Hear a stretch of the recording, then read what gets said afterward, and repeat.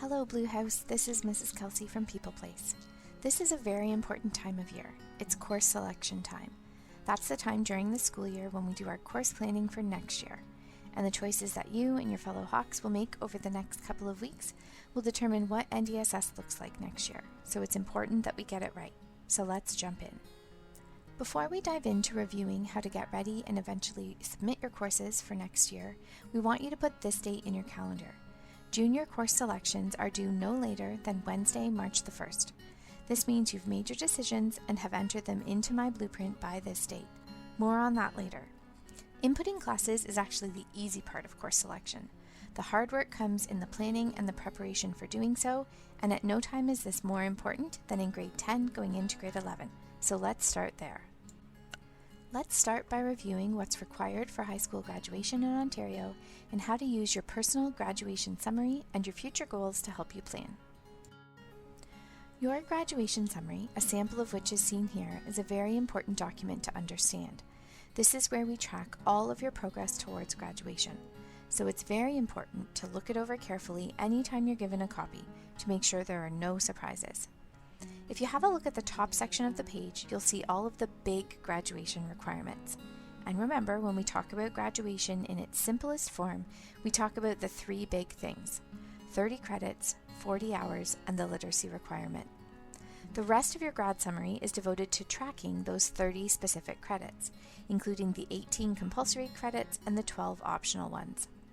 You'll also see a note on this slide that the 30 credits now includes 2 mandatory online learning courses. We'll circle back to that in a moment. Have a look at your course summary. The left-hand side is where all compulsory credits are recorded. You should be able to find most of the credits you've taken so far located here. You'll see the course code, the date you earned the credit, the mark you earned, and the credit value, which is almost always 1. This part of the grad summary gives you a quick snapshot of the required credits you still need to earn, which makes it super helpful when you're choosing your classes for next year. On the right-hand side, you probably don't see very much, or maybe you don't see anything yet, which is perfectly okay for a student in your shoes. Students don't usually start accumulating elective credits until the second half of grade 10. Then in grade 11 and 12, your elective course count really starts to grow. When you look at the courses you've already finished and add them up to the courses you have left on your timetable for this year, which are located just below the required courses, the total number we're hoping for is 16. If your number's lower than that, you may have a credit from grade 9 or 10 to make up for, and that would certainly need to be taken into consideration when planning your classes for next year, if you haven't already worked out a plan with a guidance counselor or student success. That plan might be retaking a course this semester, or perhaps completing a credit at summer school. If you finish this year with 16 credits, you are eligible to take a spare as a senior student. In a 4-year graduation plan, if all credits are successfully completed, a student has the chance to take 2 spares. Anytime you take a class but do not earn a credit, you essentially use up an opportunity for a spare. Now let's take a moment to address some of the most commonly asked questions about the online learning requirement. Students who started high school in 2020 or later must successfully complete the equivalent of at least 2 full online credits in order to fulfill the graduation requirement set in place by the provincial government. Eligible credits must be delivered in a fully online format, where students do not gather with the teacher in person.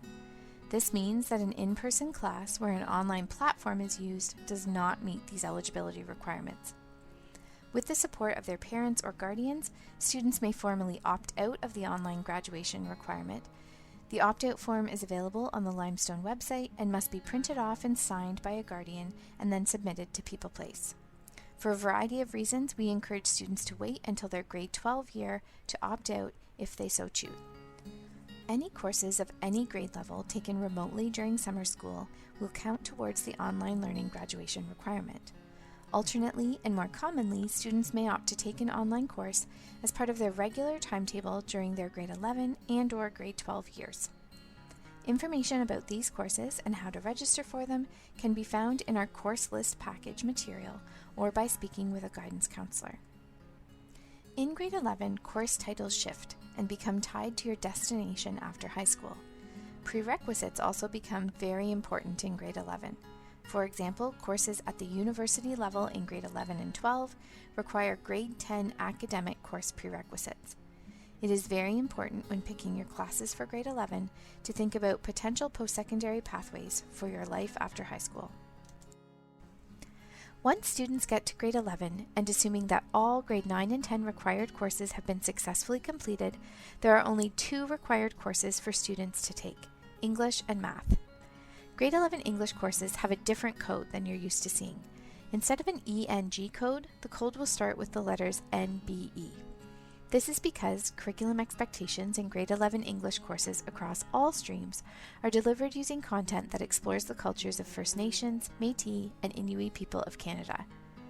Math choices in grade 11 allow students to really start to tailor the math they do in school to prepare them for their post-secondary destinations. Students planning to study most diploma programs at college or go into the skilled trades, including apprenticeships, should take grade 11 math at the college level. Students planning to study at university in a STEM field, science, technology, engineering, or math, and some commerce programs should take grade 11 math at the university level. This prepares them for advanced functions and calculus and vectors in grade 12, which are often required for these university programs.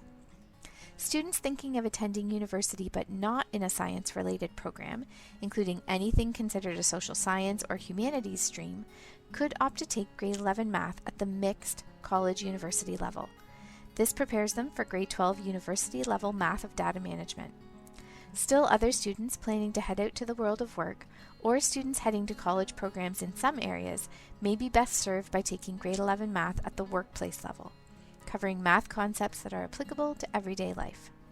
French immersion students must also add the grade 11 French immersion credit to their required courses. There are a lot of changes when you move from being a junior student to a senior student, but one of the biggest and maybe the scariest is the amount of choice you have when it comes to your optional or elective credits. Up until now, you've had 2 or 3 a year. Next year, you can have up to 5 or 6. And while that freedom is exciting, it can also be a bit overwhelming. So some things to keep in mind when you're making your choices. Do you have any missing compulsory credits? For example, do you still need to complete an art credit or one of your group credits? Do you have any grade 12 courses that you'll need to take for your post-secondary plans, and what are the grade 11 prerequisites? For example, if you're interested in a program that requires grade 12 university biology, you must take grade 11 university biology first. And finally, are there any expanded opportunities that you'd like to explore? Maybe co-op, e-learning courses, specialist high skills major, or dual credits. If you need more information about any of these opportunities, stop by to chat with a counselor.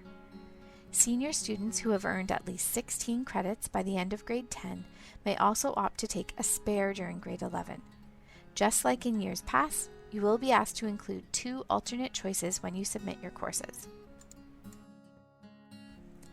Please take a moment to check out the final page of the course list package that deals with online learning opportunities. As a student of Limestone, you have access to online courses taught by both Limestone teachers and by teachers from other school boards across the province who are part of the Ontario e-learning consortium. This means you have a huge variety of potential courses at your fingertips that may not be available in person. It's important to understand while this has the potential to be an exciting opportunity, and it is for lots of our students, it's also a big responsibility and a great deal of work. Online courses are accessed through the Minds Online platform, and the class expectations can vary a great deal from course to course and school board to school board. You must have strong skills in independent work and organization, as you'll be expected to manage your own timelines. You'll need strong self-advocacy and communication skills. If something isn't working, the technology, parts of the course, etc., it is up to you to reach out to the teacher and sort it out. And finally, you'll need lots of grit. Online courses can be a grind, and it can be easy to push them to the back of the line of priorities. So to be successful, you have to commit to seeing them through. Most online teachers will expect you to spend the equivalent of a class period per day, or more with homework, working on your online course, and not over a phone. If you can't make this commitment, online learning might not be the best path at this point in time. Course selections will be entered using My Blueprint. It's very important to the course selection process that you access My Blueprint through your Limestone Minds Online page. That is the only way the courses get sent to us in PeoplePlace. You probably know how to access this already, but if you need a reminder, I suggest getting there by Googling the Limestone District School Board and using the Minds Online portal located right on their homepage. You'll be asked to enter your login credentials, which is your full Limestone email and the password you would use to log into a school device. This will bring you to your landing page, and your My Blueprint widget should be listed across the top along with all of your other apps. You will enter your courses into the high school planner. If this isn't on your page when you open the app, you can get to it by selecting High School from the menu on the left. You will be working under the bright blue heading Next Year. If My Blueprint is feeling cooperative, when you click on a course heading, it will take you directly to the appropriate options for that class. So for example, when you click on English, it should open up a list of available English courses for your grade. Please note though that sometimes this doesn't happen. If that's the case, don't panic, just use the filters to select the subject area you're looking for and then look for the appropriate code. Be sure the code matches up exactly as it appears on the course list page, and carefully read the full title to make sure that it is in fact the grade, the course, and the level of study you are looking for. Remember, these decisions now have real-life consequences when it comes to your timetable next year, especially as a senior student. Classes will run and not run based on these selections, and many senior classes will only have one section, which means very little room for movement in the fall. So please think about your choices now to avoid disappointment later on. If you make a mistake or change your mind when you're making your selections, you can use the 3 dots within the course box to delete your selection and start filling that space again. Once you've entered your classes for next year, plus your 2 alternate choices, you'll be prompted to review. On the review screen, look for green check marks. These indicate that your choices are all courses you're eligible to take. If you see any red X's, be sure to check on the error and fix it if you can. If you have an error regarding an incomplete prerequisite, perhaps something you're recovering but aren't quite done yet, or something you're planning to complete at summer school, please just leave us a comment so that we can approve your courses knowing you have a plan.